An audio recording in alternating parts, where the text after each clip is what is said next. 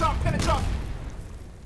today we got a special guest in the house, a man that has deep roots in this hip hop game, put in some work and completely changed his life.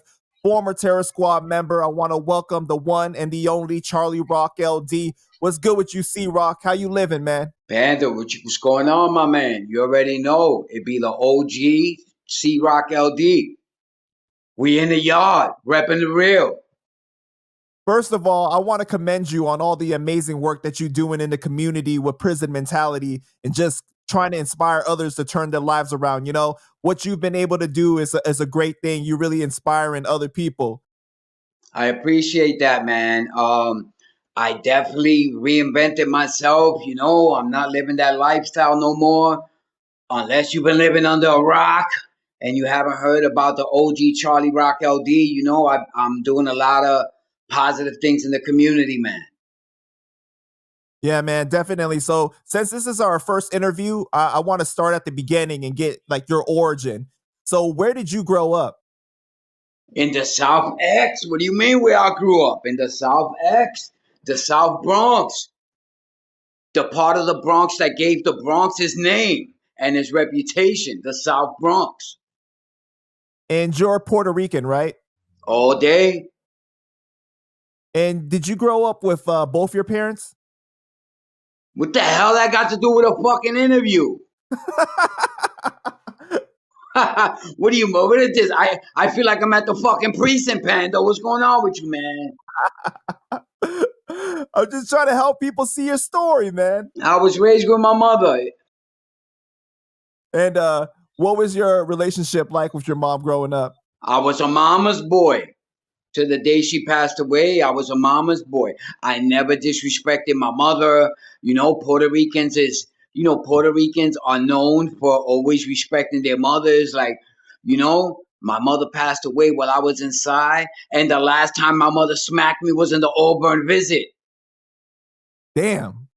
Yeah, she gave it to me. I don't know. I dumbed out and I told her to shut up. I forgot who I was talking to. My mother was 4'11". Check this out. My mother was 4'11" and she ruled with an iron fist. She didn't play that shit. My mom did not play that shit. She was crazy strict. She thought I'll be going to school and I'm actually running up the strip and I'm running the whole drug strip. I used to go home. I used to hide my guns, my money, and my vest on the roof and then come into the house because we was in the projects. And she would always pat me down before I come in the house because she found a burner one time and she got shook. So she would always pat me down before I come in the house. Damn, that's crazy. Were you only child? No. I got 3 brothers and 3 sisters. I'm the youngest. Damn.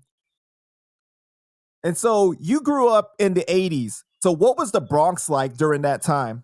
The Bronx was lit. The 80s was the most dangerous, the most murderous, the most money-getting decade in New York City. For those that don't know, I have my own podcast called Reppin' the Real, Charlie Rock LD Reppin' the Real, and I have all types of crazy episodes on there. I actually have one episode about trapping in the 80s. So for those that would like to hear a story about the 80s, check that episode out on Charlie Rock LD Reppin' the Real. Yeah, and we definitely going to have a link to the YouTube in the description. But the 80s, Panda, the 80s was crazy. The 80s was the invention of hip-hop, the birth of rap. That's the crack era. That's when dudes was making $60,000, $70,000, $80,000 a day on $10 bags of dope. You know, and of course with that came the violence, the murder, the mayhem, and you know, and those were teenagers. Many legends came out the Bronx, New York City for that matter. That, you know, dudes was 18, 19, official millionaire status. The money was crazy in the 80s, man. And so from your earliest memories, it was always like that. You don't remember it being calm before then. I mean, as you country guys like to say, I came off the porch in the early 80s. Those were my teenage years, you know? Again, I have another episode where I talk about my life story. It's called From Gangster to Prison to Pillar in the Community. But just so we can talk about it again, you know, At 12 years old, that's when I got my first burner, my first gun. At 13, back then there were stick-up kids, and they would run around and stick you up for your sheepskins and bombers. So your boy was a stick-up kid at 13. At 15, I graduated to the bodegas in the supermarket, and we would rob them in broad daylight. At 16, we was, in the drug game. That's why they call your boy a legend. Your boy Charlie Rock LD is considered a legend in the Bronx because of all the extracurricular activities. My name was known crazy throughout the whole Bronx before I even went to prison.